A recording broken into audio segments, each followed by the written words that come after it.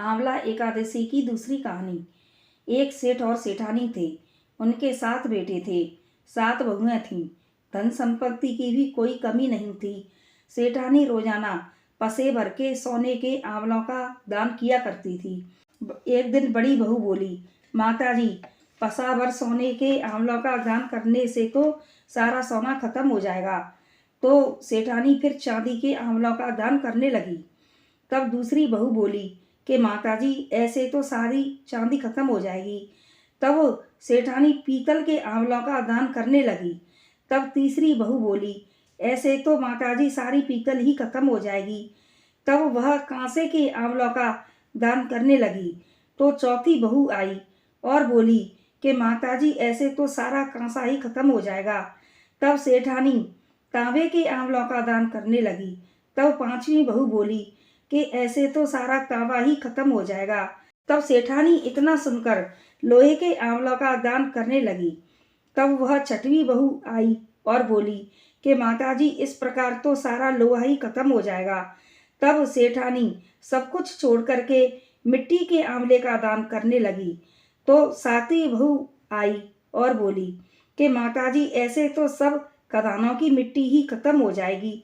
अब सेठ सेठानी ने सोचा कि ऐसे घर में तो रहना ही बेकार है, जहाँ हम मिट्टी भी दान में नहीं दे सकते। इसलिए वो दोनों रात को घर से निकल गए और घने जंगल में पहुंच गए। वहां पर भगवान की कृपा से गंगा जी भी बह रही थीं। गंगा किनारे आंवले का पेड़ था। भगवान श्री कृष्ण की कृपा से उनके यहाँ खूब पैसा, नौकर चाकर, धन दौलत हो गई। इधर 7 बहू और बेटा भूखे मरने लगे। उनके घर में खाने को एक दाना भी नहीं रहा। तब उन्होंने सोचा कि जब से हमारे माँ बाप गए हैं, तब से विपत्तियां आ गई हैं। अब सब जगह पर माँ बाप को ढूंढने लगे, पर वह कहीं नहीं मिले। तो वे 7 नौकरी की तलाश में निकल गए। सेठानी का गंगा किनारे महल बन रहा था। तब वह खोजते खोजते गंगा किनारे जा पहुंचे और तब उन्होंने सेठानी के मुनीम से कहा कि हमें नौकरी पर रख लो। तब मुनीम ने पूछा कि क्या काम करोगे? तो उन्होंने कहा कि हम रेत, गिट्टी, सीमेंट सब कुछ ढोएंगे। तो सेठानी के मुनीम ने उन्हें नौकरी पर रख लिया। एक दिन सेठानी नहा रही थी तो बड़ी बहू ने कहा, लाओ सेठानी, तुम्हारी पीठ को मीड़ देती हूँ। सेठानी ने मना किया, फिर भी वह पीठ मीड़ने बैठ गई। पीठ पर मसाक देखा तो उसे रोना आ गया।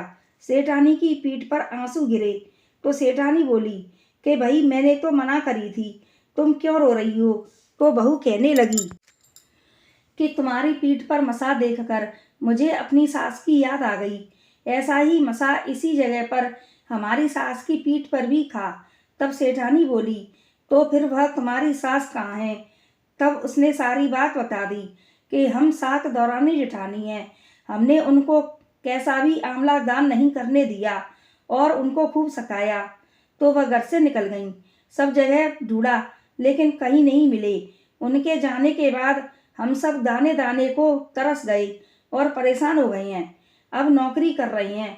तब सेठानी बोली, क्या अगर वे मिल जाएं तो कुछ मना तो नहीं करोगी? तब सेठानी को दया आ गई।